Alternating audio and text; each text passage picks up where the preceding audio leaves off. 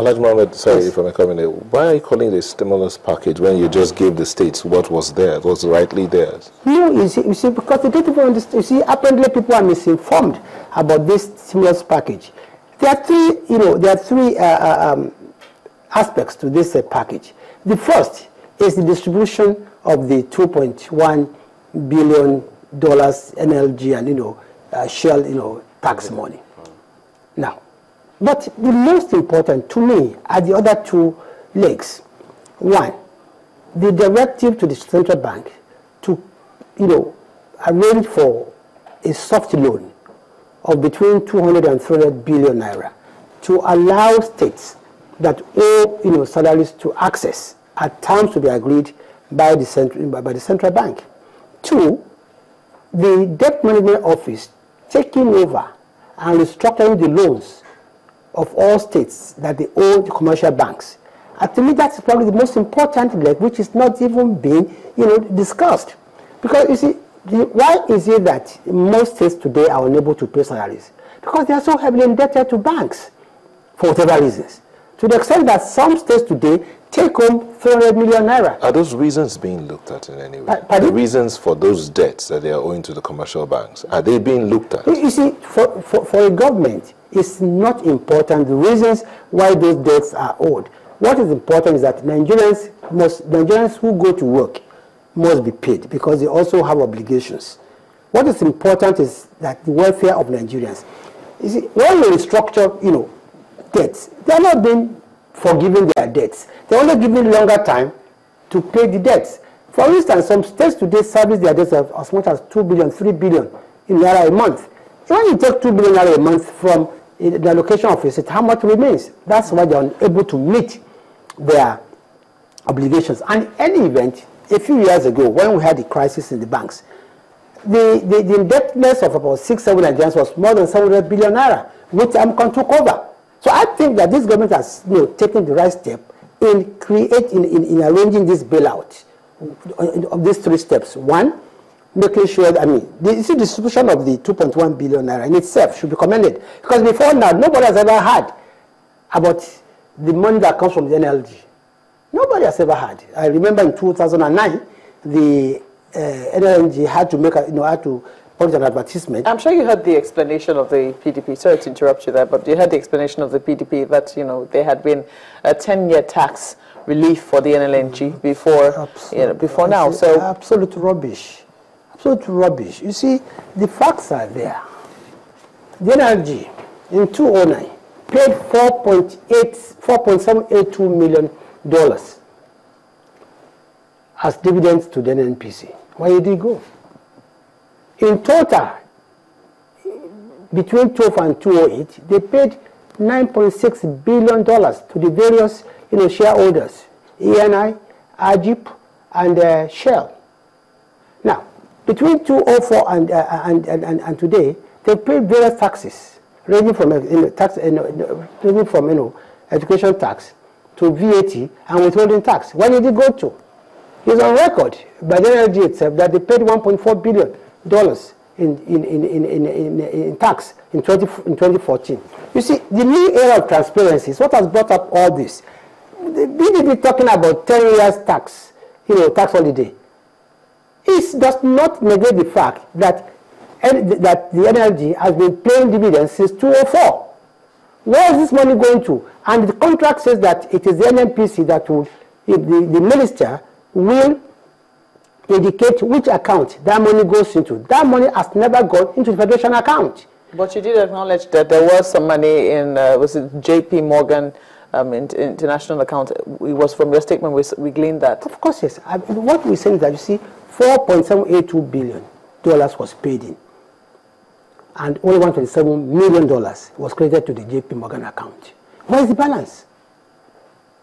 Okay. Then the other part of that is the Special Intervention Fund. Yes. Which you also, the president instructed the CBN to work out and give to the states.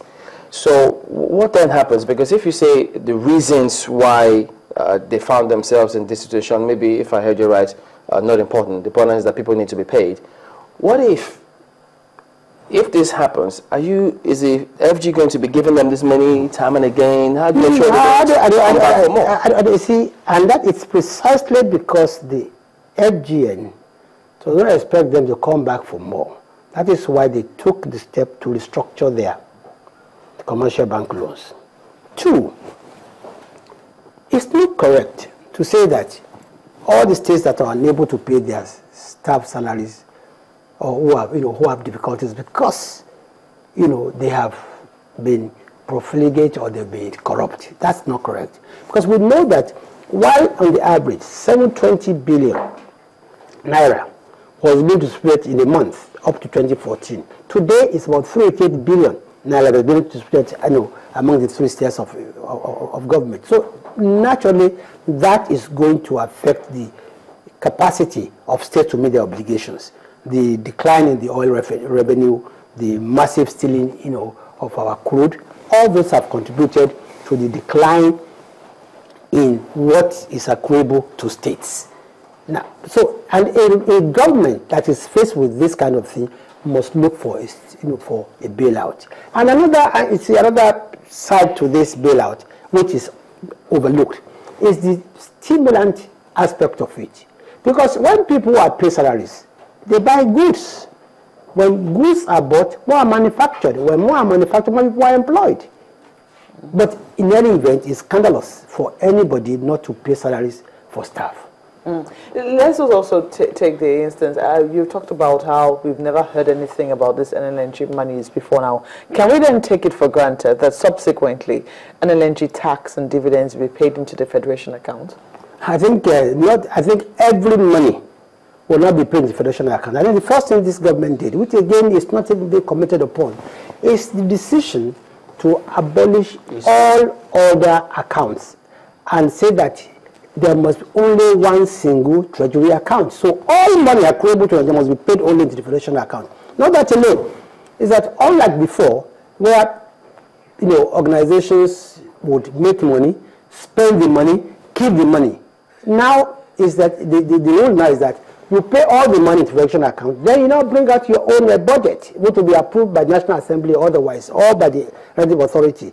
Before, what happened was that all the soldiers will collect money, sit on it, and that is why we are now being told for the first time that between 2010 and 2014, the NNPC made 8.1 trillion naira, but remitted only 4.3 trillion naira. Today, nobody knows what the 3.8 trillion naira is. I mean, you can imagine what we can do with 3.8 trillion naira. Are we not going to save as a nation?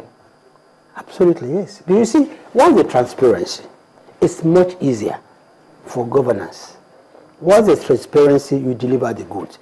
The problem with Nigeria is not so much the decline in the oil revenue, as much as the frittering away of whatever remains. We sat down here, we've spoken about 3.8 trillion that NNPC up to date has not been able to account for. We've spoken about about over $4 billion in dividends.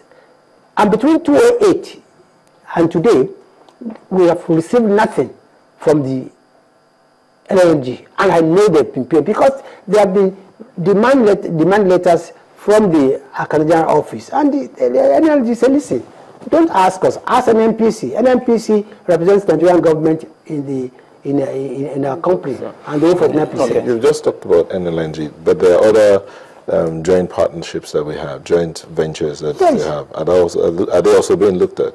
Everything is being looked at. You see, in the last couple of weeks, the president has been taking briefings from various ministries, from various organizations. But what we find is that there has been a lot of opaqueness in the way our resources have been managed. I mean, the first time that things have been brought to the open. But Alhaji, talking about running government, you said the issue of appointments should not be like the focus. What should be focused on that government is running, and you talked about issues of transparency here. But there are those who are bothered that when it comes to running government, there has to be a direction. And that direction of government can best be seen through the appointees in terms of ministers and all of that. I agree with you. You see, the focus and direction of the government can only be seen through one, its manifesto and its blueprint. And these two, this government has done.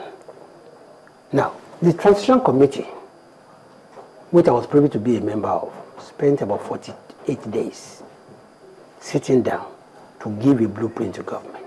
And it's that blueprint that is being implemented by government. Can you give us an insight into what that blueprint?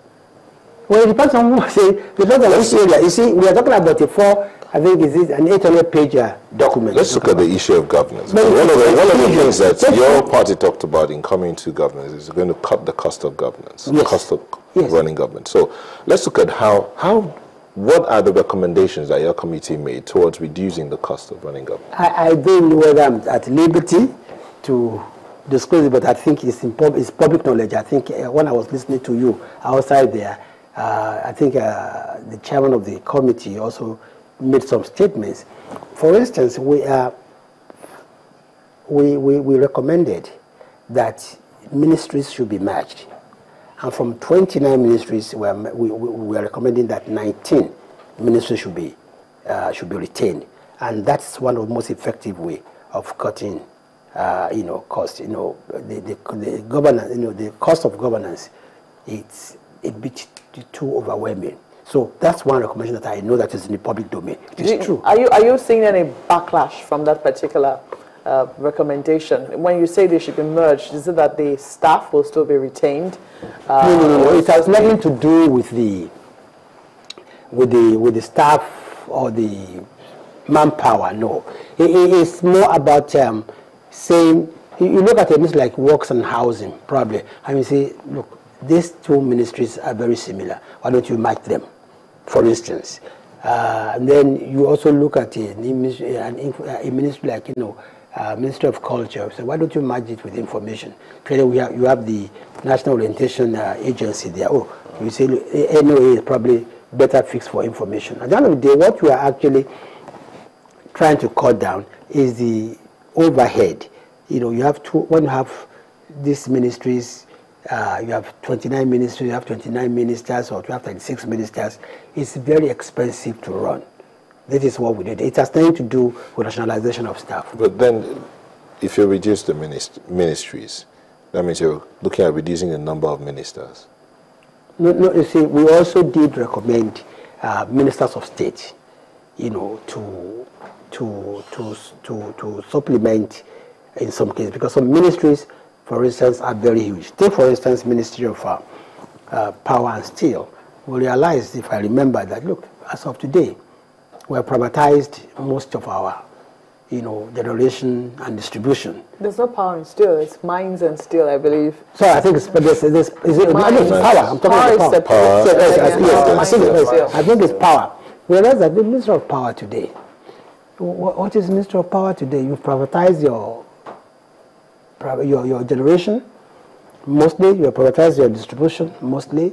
So what you have now, it's probably transmission, which again is we on contract. I think we recommended, why don't you have a ministry for energy, and then you just have a department for power, department for petroleum, department for gas, that kind of thing, because we want to run a lean, effective government.